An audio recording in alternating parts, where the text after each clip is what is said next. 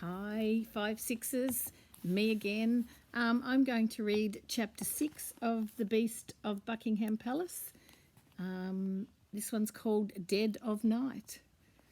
"What are you doing out there in the dead of night?" demanded a voice. Alfred was lying on the floor of the palace library with a figure looming over him. He knew that voice better than his own. "Nanny?" "Shush!" She shushed. "It is you." "Yes, I know, it's me. You know it's me, but we don't need the whole world knowing about it." "What are you doing here?" asked the boy, scrambling to his feet. "I asked first," replied Nanny. This lady must have had a name, but everyone called her Nanny. The plump and cheery old girl was in her 80s. She was so old that she'd been alive when there was still sunlight over Britain, before the darkness came. Nanny had looked after 2 generations of royal children, the prince and his father, the king. As a result, she was one of the most trusted members of the royal household. Needless to say, Nanny was the person you would least expect to see up to no good in the dead of the night. "Well," began Alfred, "I was looking for something." "What?" "I don't know." "How can you look for something when you don't know what you're looking for?" "That's a good question," he replied. "I think I'll know when I find it. Now, what are you doing here?" "Just browsing." "Browsing?" "I'm looking for a book." "What book?" Nanny quickly changed the subject. "Look at you, you'll catch your death. A sickly child like you, abseiling down Buckingham Palace, dressed only in your pyjamas. You must have gone bananas." "Now come here, my little prince." The lady drew the boy close and gave him a big hug. Instantly she could feel how cold he was. Alfred looked over her shoulder and saw that the Book of Albion was not in its usual place in the cabinet.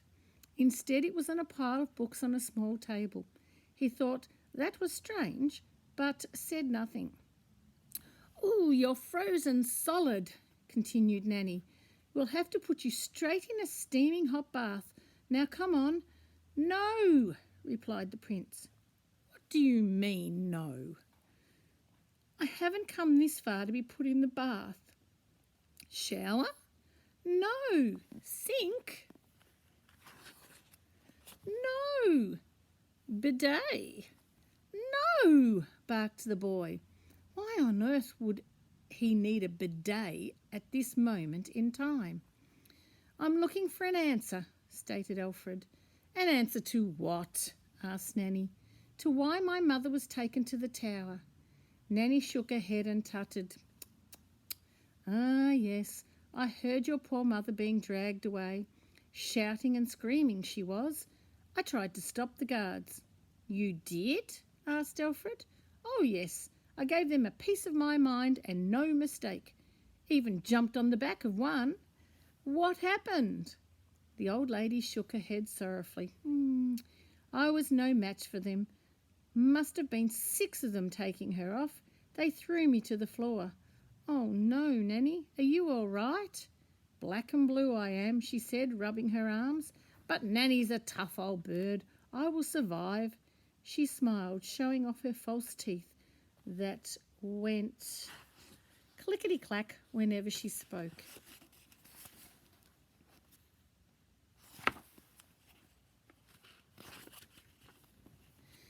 "Do you believe Mama could really be a traitor?" Nanny sighed heavily. "It seems far-fetched, but you never know. Sometimes the enemy is closer than you think." This sent shivers down the boy's spine. "What do you mean?" he asked. "I mean, maybe, just maybe, it's true." Alfred felt sick at that moment. "Mama, a traitor?" "Now come on, my little prince. You're not a well boy. You need to get straight to bed and double helpings of Nanny's special eggy weggy in the morning." Alfred gulped. He didn't much like Nanny's special eggy weggy. Even though he'd been given them every single day of his life, he didn't have the heart to tell her. There were no fresh eggs in the palace, or indeed anywhere anymore, so these scrambled eggy weggies were made from powdered egg. They tasted funny. Funny peculiar, not funny ha-ha. I am not going to bed, announced the boy before yawning. The events of the night had left him absolutely shattered, but he was determined to fight on. Yes, you are. Straight to bed, young man, and no arguing. But... Suddenly, Nanny stood very still. A noise had distracted her. She brought her finger up to her lips to silence him. Then, with her eyes, she indicated to the door at the far end of the library. Alfred tiptoed over to it and then bent to peer through the keyhole. Nanny was right. There was someone or something out there. He put his little eye up to the keyhole and found a giant eye staring back at him.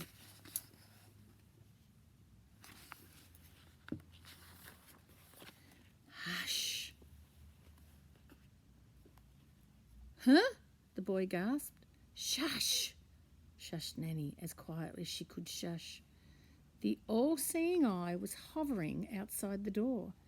Alfred felt a wave of fear crash over him. He didn't move, and eventually the eye hovered off and down the corridor. Alfred waited until it was a safe distance away before tiptoeing past the shelves and shelves of books back to Nanny. Who was it? She whispered. It was the eye, whispered Alfred. Oh, I can't bear that great big nosy beach ball. I once caught it spying on me when I was on the lavvy. Dirty blighter. Did it see you? I don't know, said the boy with a gulp. Well, did it or didn't it? She pressed, clearly concerned. I don't know, maybe. Maybe, she fretted. Then maybe we will both be sent to the tower. We need to get out of here, and fast. Should I go back the way I came in? The window? No, snapped Nanny. You are lucky the guards didn't see you. Someone scaling the wall of the palace at night. You could have been blasted from here to Timbuktu. Then how? Just then they heard the handle on the door to the library turn. Click. Someone was about to march in. Okay, end of chapter 6. Bye.